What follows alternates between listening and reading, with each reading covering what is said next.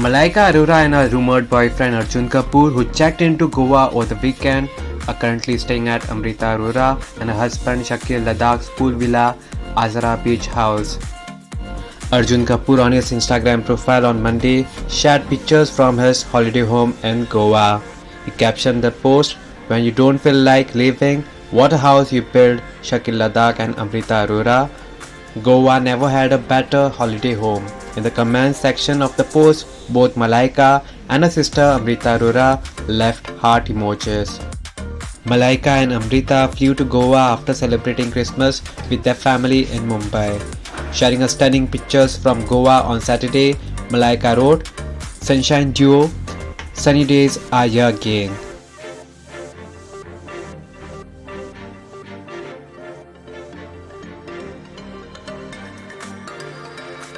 Subscribe to Goa First News and Entertainment channel and click on the bell icon and never miss any update.